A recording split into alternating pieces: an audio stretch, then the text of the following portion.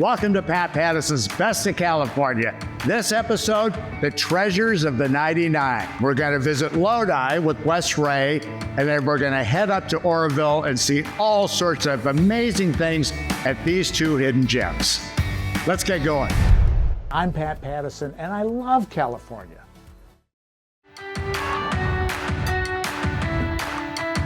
I'm so excited. We are in Lodi, and I'm with Wes Ray, CEO and president of Visit Lodi, in front of your famous Lodi Arch. The selfie spot of Lodi. With the Golden Bear. It's beautiful. We love your city. Tell us more about what there is to do in Lodi. I know wine. Wine is really what we're known for. You know, we are an agricultural community for the last over 100 years. Some of our vineyards are over 100 years old. So we have 85 wineries, 125 varietals, and we're the largest grape growing region in the country. So that's what Lodi is known for, but we have so much more. Yeah. We also have a historic downtown, which tonight is Farmers Market, which happens every Thursday in the summer. We also do two big street fairs in May and October that bring tens of thousands of people to Lodi. You can also go on the California Delta just to our west. We're also known for our sandhill cranes in the fall time. You can go see those if you're a bird watcher.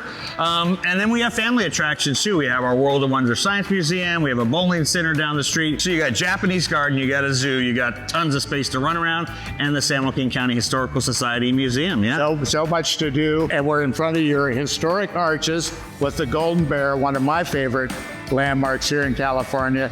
So when you can, get up here, whether you're a wine connoisseur or a nature lover, check out Lodi. Go to visitlodi.com for more information.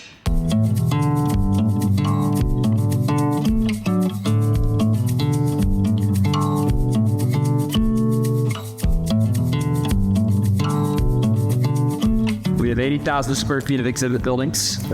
We've got an agricultural equipment center dedicated to heavy manufacturing. Oh, I see big tractors and things. Exactly. Oh, wow. We have exhibits over there dedicated to lifeways. Okay. And we've got park space and nature exhibits all across the ground. So schools come, field trip. Yeah, so we serve about 12,000 students a year. So Philip, this building is devoted to what? So this is the Cortopassi Avancino building, and it's dedicated to innovations in agriculture in San Joaquin County. Wow. And we're standing on a giant map of the area that we're in. Precisely. And you told me when people walk in, the idea is to do what? Well, the idea is to show two things. One, people can actually find their house where they live and we ground looked, themselves. by the way, I looked at Wes Ray's house. Yeah, and I thought he had a newer barbecue. No, you would have hoped, right? You know, but yeah. And the other thing is to really position people's geography and say, hey, you've got these rich soils that are being brought down by rivers here into the San Joaquin Valley, into the California Delta. You've got water, you've got rich soil, you've got great weather. Let's grow something. Let's grow something. Let's grow something, and let's harvest something, which is what you're going to show us. And make some money. So what's this one? This is a cherry processing machine. It's a big assembly line that sorts cherries by size.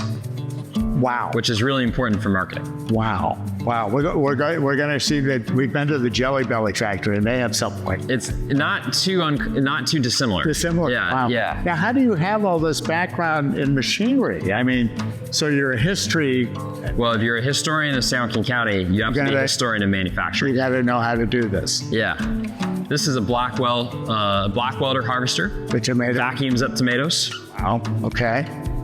And what's that guy over there? This is a very old school tomato and tobacco harvester patent. Tomato and tobacco. Yeah. It's the new idea. Yep.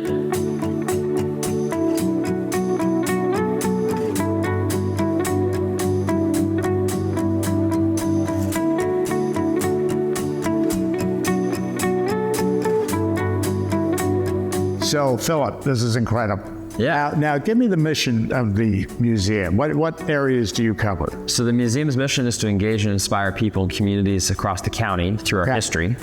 San Joaquin County has a lot of nationally significant history, both within the context of agriculture and farm labor, but also within the context of heavy engineering and cultural diversity. Wow. So Philip, who's this fine fellow? This is Charles Weber, founder of Stockton. Founder of Stockton. Founder of Stockton. What's his background and what do you have here? He was one of the first settlers of a city in California. Okay. So in this exhibit, we have a lot of his personal effects. We talk about his family story. We've recreated some of his rooms. Okay. He gave enormous amounts of land to churches, to schools, and was really central in the development of this area. Okay. And he was also maybe unique among the settlers of California cities. Right. In that he actually had very positive relationships with indigenous people.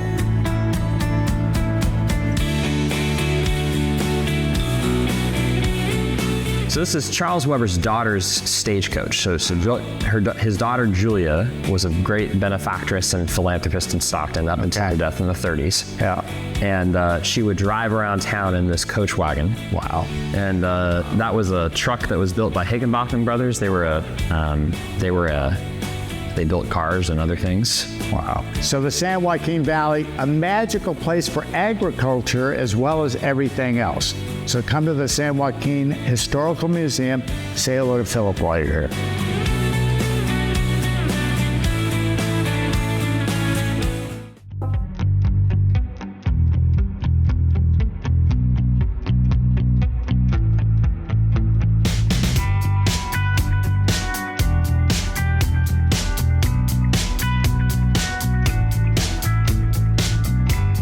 We are in Lodi, wine country, and we are at ground zero of all the wine brands. And I'm with Paul Marsh. Our main purpose is to make sure that we help showcase the grapes of Lodi and the producers in Lodi. This way, we've got a great pull of everybody around. 700 independent growers fund us. Wait a minute, what?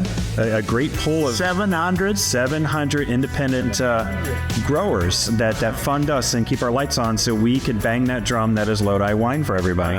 What do you recommend people to get started here in Lodi? Is there a certain wine that you prefer that is a way to experience Lodi? First of all, they're doing the perfect part. They're doing research and development at this point. There we go. But, we're known for Zinfandel. The gold rush happened, and so many grapes wound up out here. It's a great place to really experiment. And with 136 different grape varietals that go into the bottle commercially in Lodi, there's something for everybody. The Lodi Wine Center is amazing. You got to check this place out when you're next in Lodi.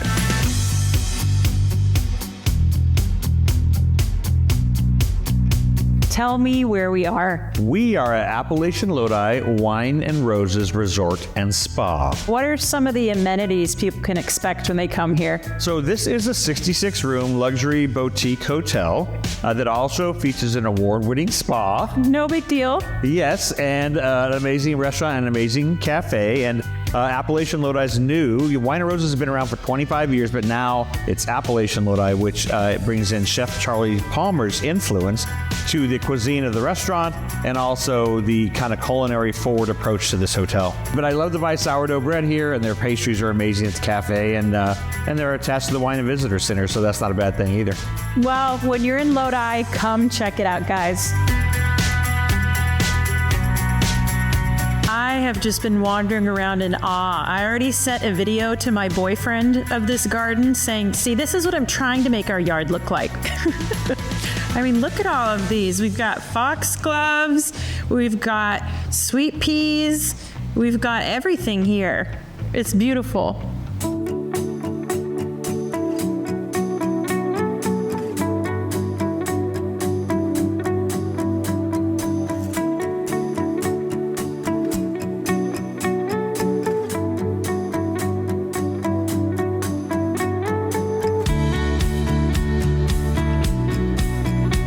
So what a perfect senior activity. 50 plus, you're going to love the kayaking on Lodi Lake.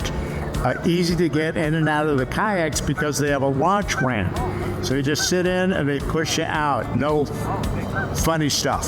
So check out Lake Lodi, and this is a great, great outfit here on the lake.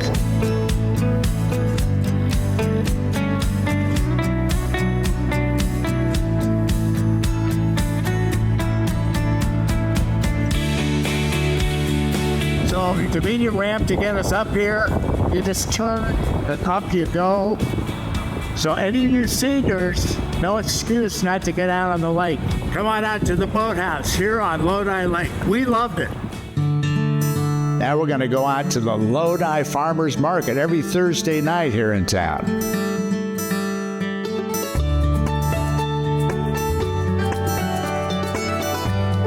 So the original A&W Root Beer right here in 1919 Lodi. George Geary, made in California. This one's for you. And we ran into Abba Christensen, owner and tour guide at the Lodi Boathouse. Now that's small town living. Let's see what else is here at the farmer's market. Oh my God, look at this produce. Incredible cherries.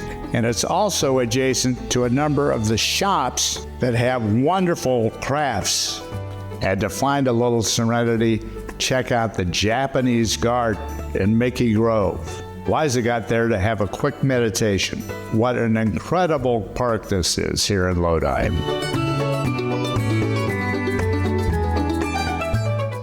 And as for the food in Lodi, man, did we have fun. Pietro's fine Italian and American food. I had my milkshake drink-off at Rich Maid, amazing old 50s diner, and wonderful breakfast at Ruby's, where Liza discovered this amazing sourdough bread, and I had the avocado toast.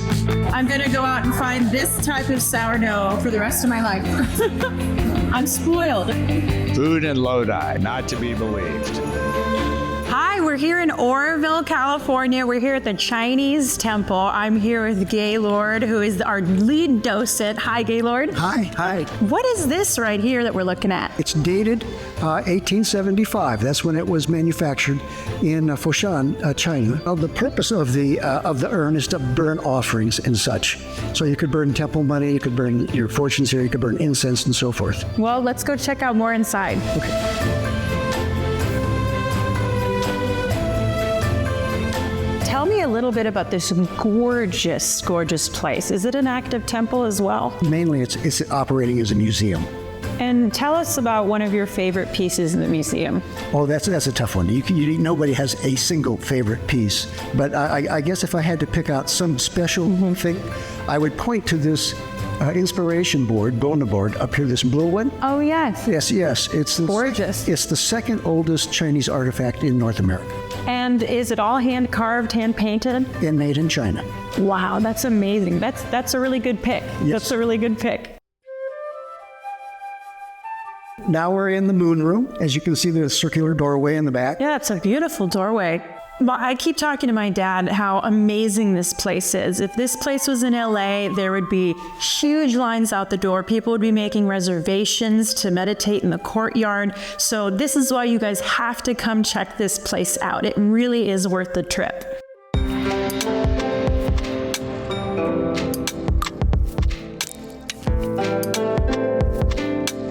How can some people get involved around the museum for volunteering? Well, we always hope that people that experience the museum want to become volunteers, but there are applications and you can just take them to City Hall, and it's a pretty easy process. Yeah, I learned that if you go on the website, you just fill out an application. They were even talking about how some people that have a gardening background can come and trim back the bamboo. Any little way that you can find to help, they're looking for it.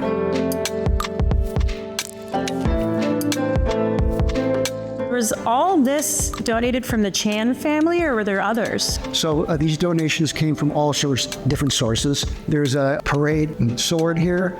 And was it just people in the community, Chinese immigrants, that just felt a need to donate parts of their family? It's not just the Chinese, it's people in general. Of course. So we were able to kind of get little pieces of history, everyone kind of banding together of all different backgrounds. Well, yeah, it's a display room with various things, with various topics. And so each case has an interesting little story to it. Amazing.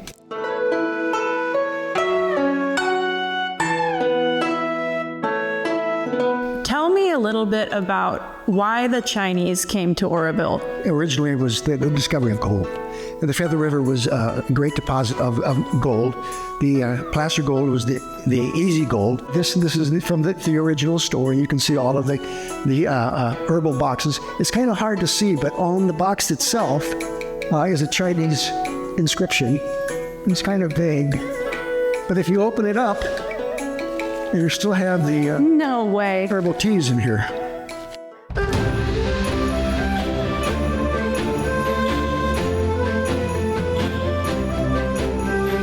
It must be really fulfilling to be a docent.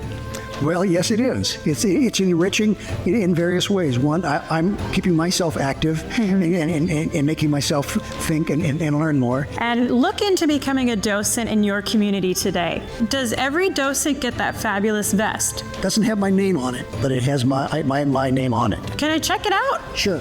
Perfect. Okay, thanks. Bye.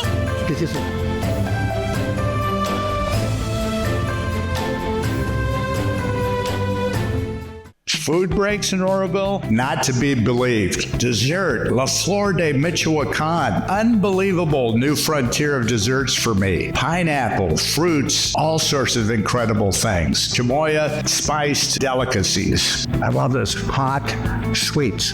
So good, so good. We also had some great Thai food at Pho Noodle House. Armani, the family owner, many generations. Great place to eat locally here in Oroville.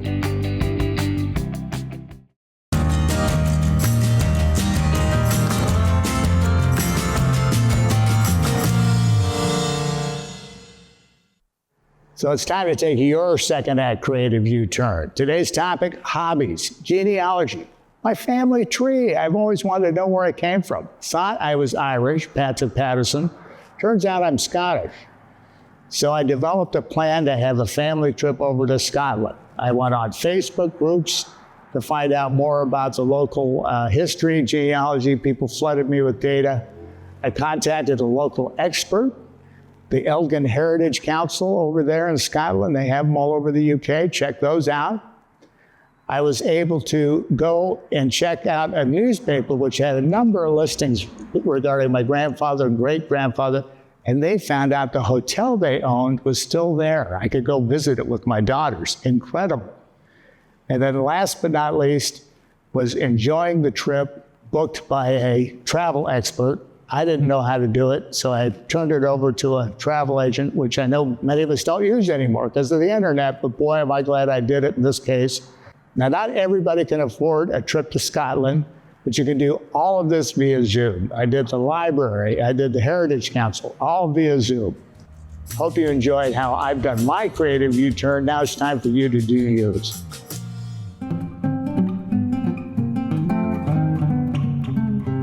So I'm so excited. We're in Oroville. We are at the Bolt Antique Tool Museum. I'm with David Dewey, local historian. And David, this is incredible. What's the beginning of this museum? A guy collecting tools in his garage and running out of room, couldn't park the car in the garage. So I said, you got to do something. And we're the beneficiaries. And the city was the beneficiary. Now, and we were talking about like the fact that these are cataloged, numbered. They're all cataloged, numbered. You can see who made it. Well, let's check out the Antique Tool Museum here in Oroville. Let's go.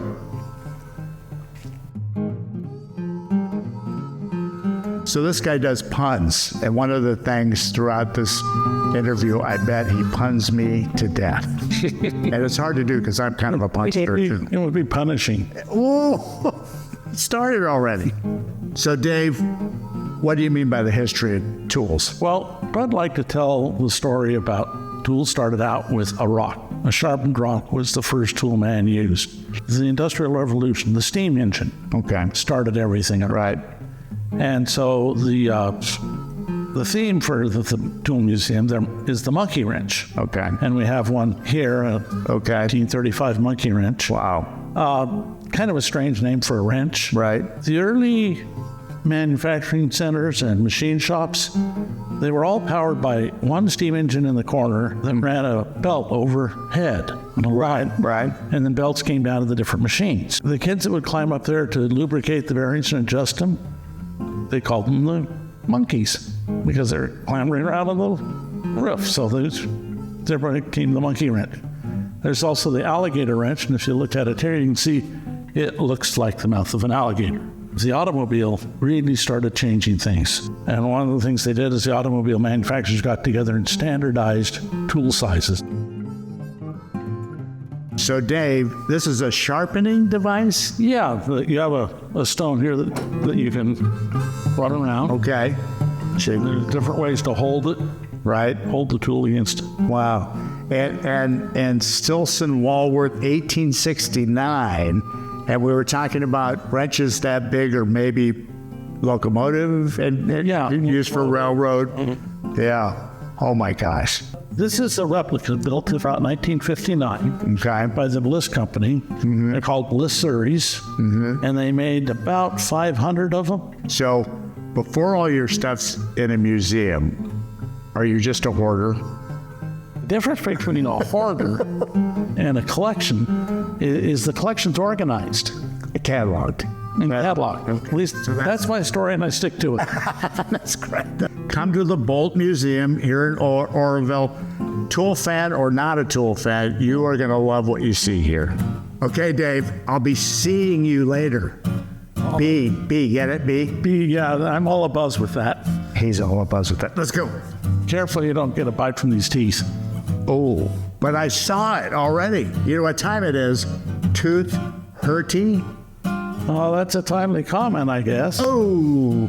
So, Dave, when you told me to meet you where all the planes were, I thought it was an airport. Well, that's what I don't understand. Planes are supposed to be safe. Why do they call airports terminals? Oh!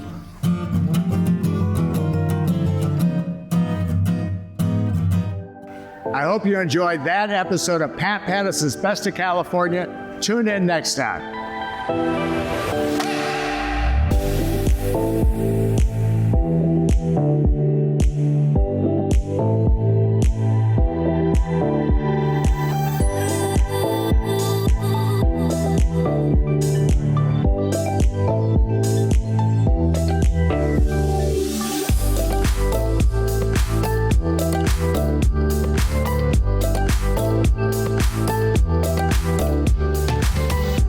What's the best in your California city? Go to our website, bestofcal.tv, and tell us about it.